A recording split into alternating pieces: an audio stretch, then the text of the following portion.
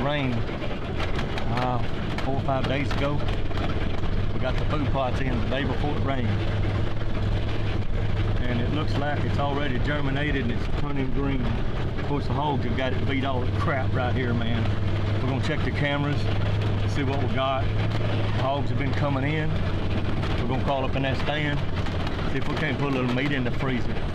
Look at that, they done got a hog waller right up under the middle of that feeder right there. Look at that, man. I'm gonna check this camera. If you want to, Bob, you can walk around here. 11:42 a.m., just a little while ago, there was a hog standing under this feeder. It is 103. So, just a little bit ago, we're gonna see what else. Yep, there's a little tiny pig yonder. Look at all them little devils.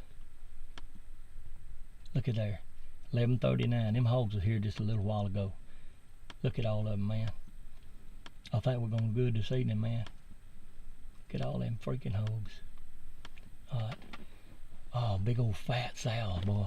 That's good eaters right there. That's what we come down here after. Ooh, there's Big Mac Daddy right there, son. What was that? 6:41 this morning. Look at that boar hog. Would you look at that? I believe I see me some cutters on him too. See how that lip curled up? Right there. That lip's all curled up. He got some smackers on him, son. Look at that.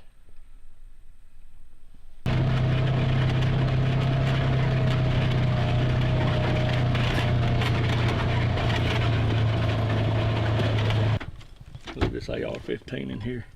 We got some big red wolves, but they don't need no AR-15 to get rid of them. Dang, I hope not. I'm about to pull out my 45 on them. I don't see one here.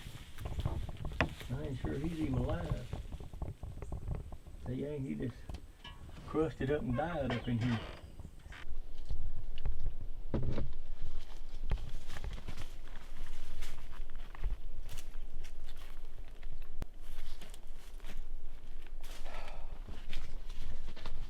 There's bound to be at least a hog or two on camera here, because there's fresh rooting right in the middle of this food plot.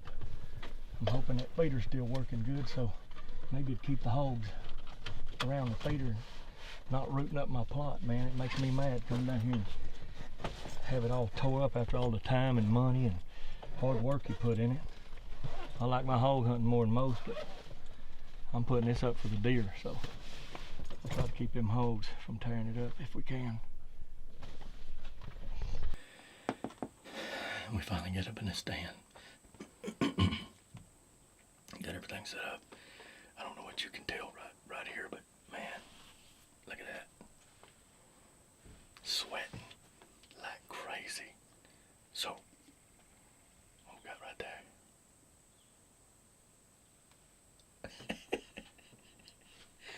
Hardcore outdoors, dirt cover scent.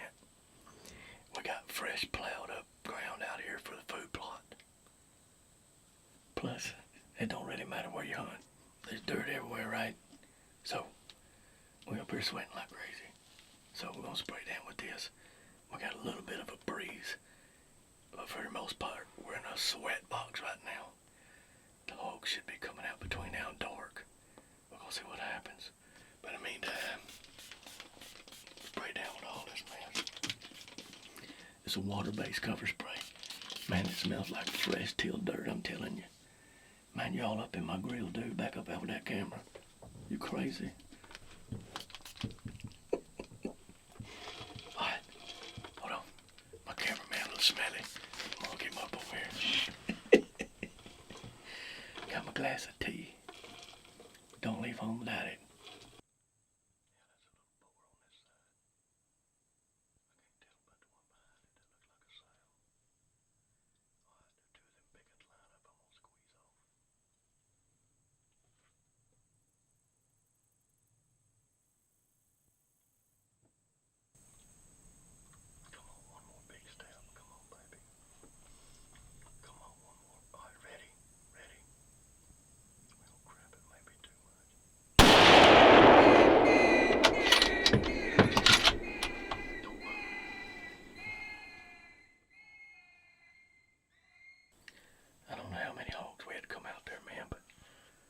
was quite a few of them.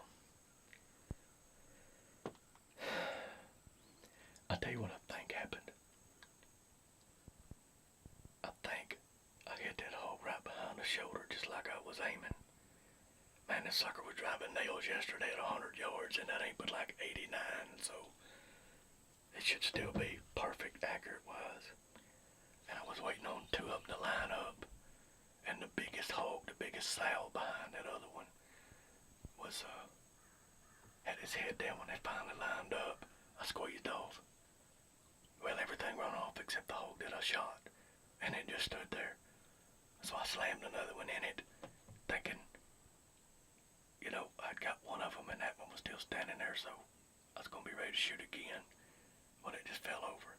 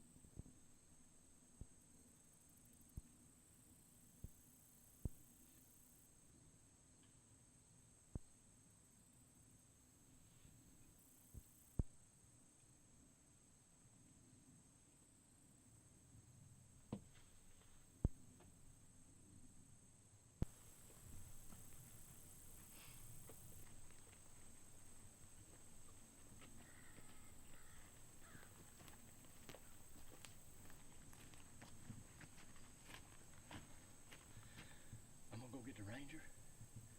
That's about a 100-pounder. I'm gonna run down there and get that hog. We'll get out here and come back in the morning. I'm not comfortable shooting that gun, man. It was dead nuts yesterday, and I can't tell where I hit the hog. I know where it come out, but I don't want to shoot at another one. I don't want to risk crippling one, you know. So I'm gonna get the Ranger and go grab it, and I'll be right back.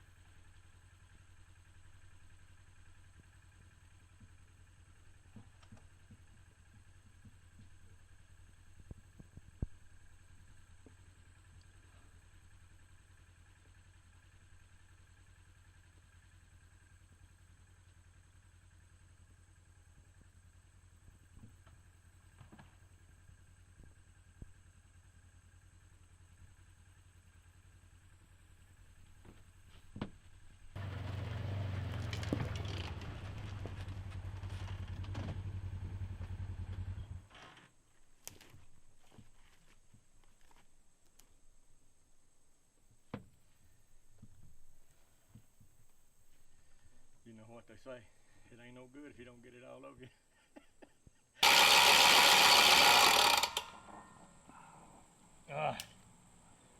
He ain't got no skin in Gamble. Like I said, a good redneck carries everything he might possibly need everywhere you go.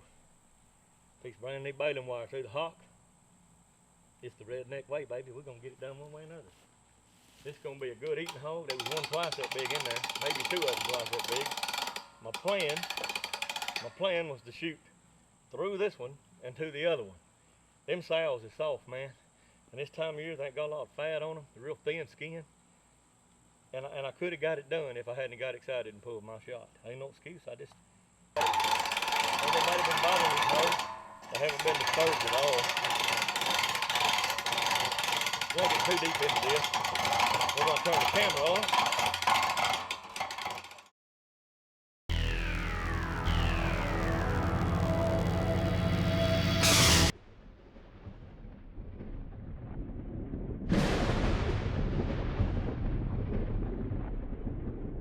We got that hog cleaned out, or cleaned and put in the ice chest.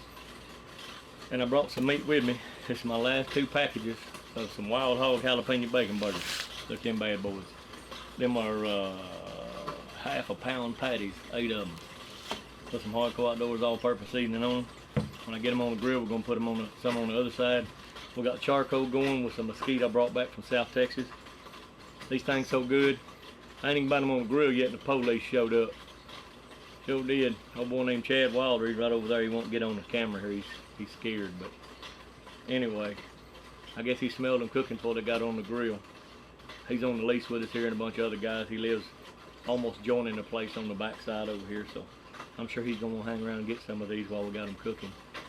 We'll show them to you here in a little while on the grill. Wild Hog jalapeno bacon burgers on mesquite. And I sat out here with a hatchet with some dried mesquite that I brought back from South Texas last year. And we got charcoal here. When you get your charcoal just right, get it all white coal, put that mesquite in there, make sure it's dry, and just let it smolder. These bad boys is ready, man. They were half-pound patties when they started. I put them in 2-pound packages. I had 2 packages, and there's 8 patties, so you do the math. But anyway, we got the hardcore outdoors all-purpose seasoning on both sides. And I'm gonna go in here and get some sliced cheese and put on them bad boys and put the lid back on just long enough for them to melt. They're gonna be fit to eat, I guarantee you. I got some Hawaiian sweet roll. They're making them in hamburger buns now, and they are off the chain, man. So I'm gonna quit talking now and start eating.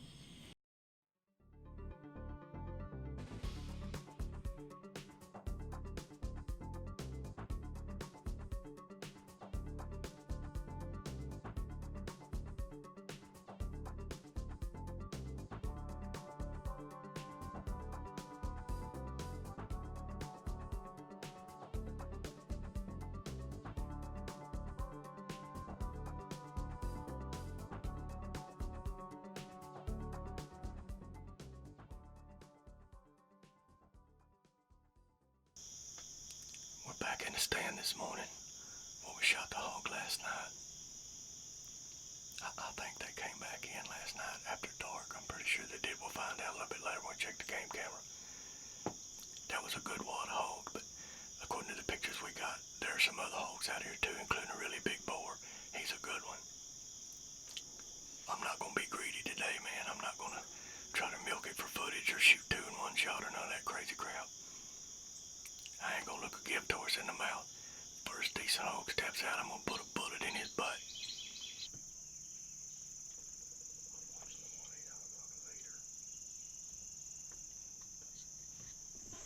Ready?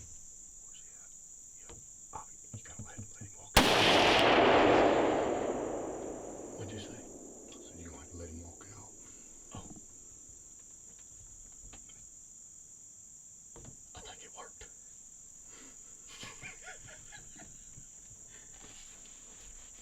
About 150 yards. I got it out of my system now, calm down.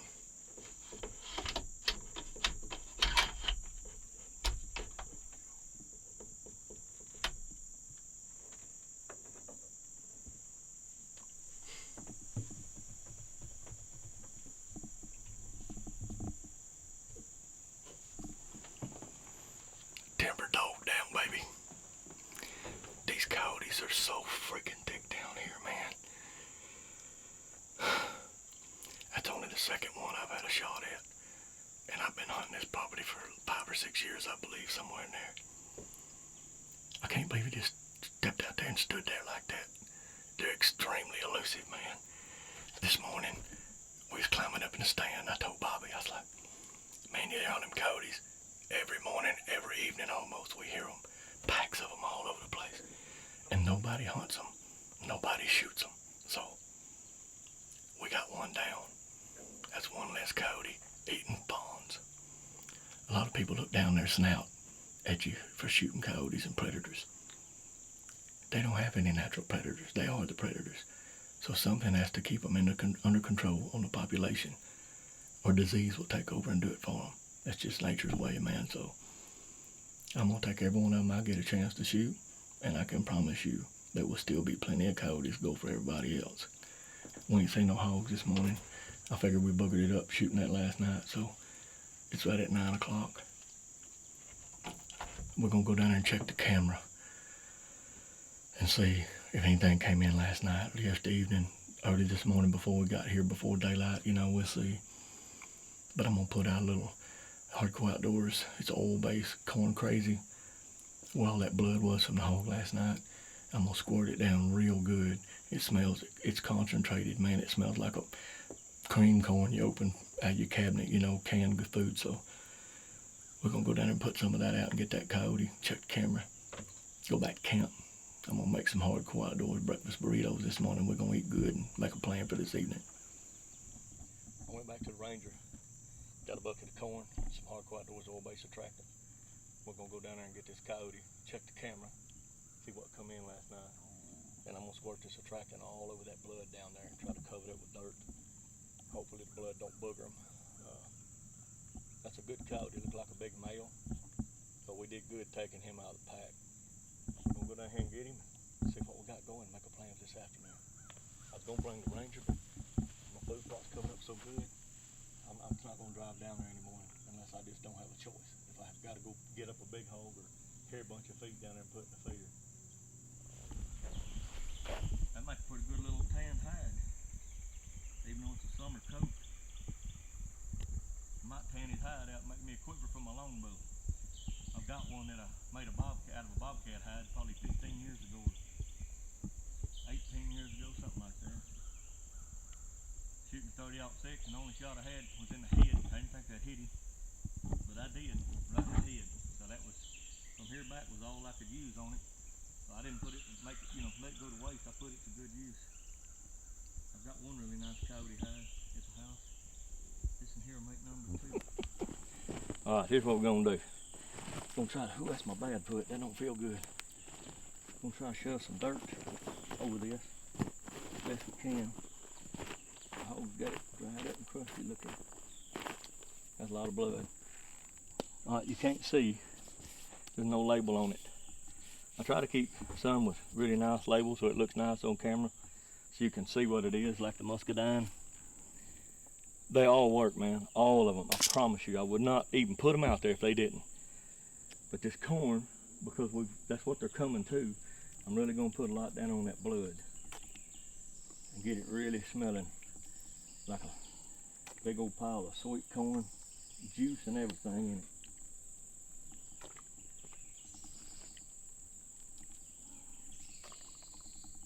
I don't care if I use it all. I know where there's some more. I wish, I'll be smelling it all day now. I got it on my nose. I wish y'all could smell that, man. Unbelievable. Lay it up here on this feeder, get it up high. We got a wind coming. That's due south and that's east. So we got good southeast wind coming, hard one. So we're gonna squirt it all over the place. Make them hogs happy. That's the end of that bottle right there.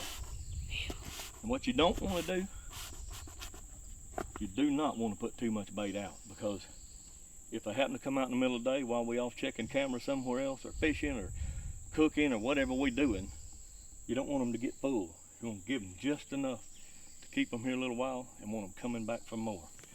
So what I'm going to do is I'm not going to use this bucket of corn. I'm going to check this dang feeder right quick. Here's another little trick. These little doohickeys right here, I call them quick links. You can get them at Walmart for like $1 and something, 2 or 3 of them. We screw that together on there. Because look here, I've had coons do this crap. They'll push that button, and let that fall down. And then the coons get in there, they're curious. Evil little suckers, them and the squirrel. and they rip everything out. I've come in and found it all laying on the ground and ruined. Have to replace it. So, all right, it's 9:30. Let's check the feed time. 6:30 a.m. I didn't hear it go off, did you? Oh. It had to have though. And then we got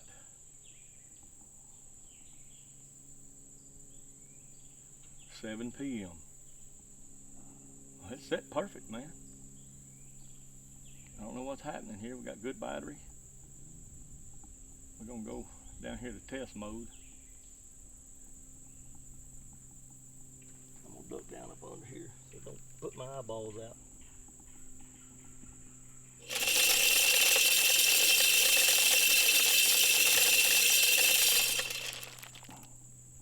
Just that little bit of corn scattered, I don't know, 12, 14 feet on that side and probably 6 or 8 feet on this side.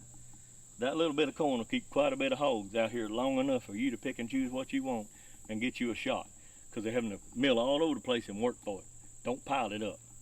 So we're gonna put all this back together and hope she goes off again. We're gonna go down there and clean up that coyote kill site and put some more stuff down there. Put some of that muscadine swine on it because I'm out of the corn crazy at the moment. And we're gonna get our butt out of here. Go have some breakfast, check that other feeder, maybe do a little fishing and slough down here. We'll be back this evening, see if we can kill them. Hi y'all, this Ranger's gonna be a little noisy. It's gonna be a little bumpy. Bobby's over trying to film it with all this going on. But I'm gonna show you another little trick that's worked really well for me over the years. I keep talking about my attractants to oil base. Man, they will stay out, even after a light rain, the scent will linger around. This lane is maybe 18, 20 feet long tops at the widest point, and it's 228 yards long. So a deer comes out across, there's major crossings all down through here. And then when deer season comes, you know, I see a lot of deer out of the stand. And even like coyotes, they'll come out here and they walk right across. Sometimes they never even stop. But if you'll take a good attractant and you just go right down the middle of this lane, I'm in this Ranger, so I'm not leaving any scent around these big rubber tires. And I just squirt it like this. I just keep, you know, just putting a little daub down through there all the way to the end. And I'm telling you, it will increase your odds of stopping an animal long enough to tell if it's a shooter or if it's something you want to take, or at least just get a good shot at it, period. It really, really works. So that's the best kept secret. We're gonna go down through here and I'll show you what I'm talking about. Ain't nothing to it. Just go right down the middle and just kind of squirt it a little bit, all down through here. You ain't got to cover the whole ground. Get a few drops every few feet. They're gonna smell it, I promise you. And if they walk out here, I don't care what it is. I've had turkeys come out and stick their nose right in it because they smell it, whether it be as it would be, all the way down, clean to the middle.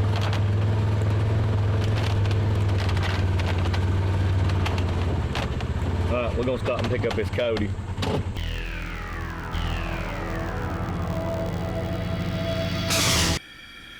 We're made back to camp. I'm gonna show y'all my pride and joy right there. That is a wok made from an old tractor disc. When it wears out, people take them off and replace them. You can get a new one at Tractor Supply for like 65 bucks. So you can order a new one if you want it. But I think the older ones are better. They're cast iron, so it's just like a cast iron skillet. And it's already shaped the way it needs to be for a wok. You just weld the hole up in the middle, then grind it out. Put a couple horseshoes on either side for handle.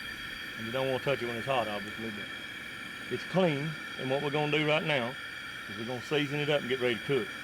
What I like to do is I like to take that flame and get it really, really hot.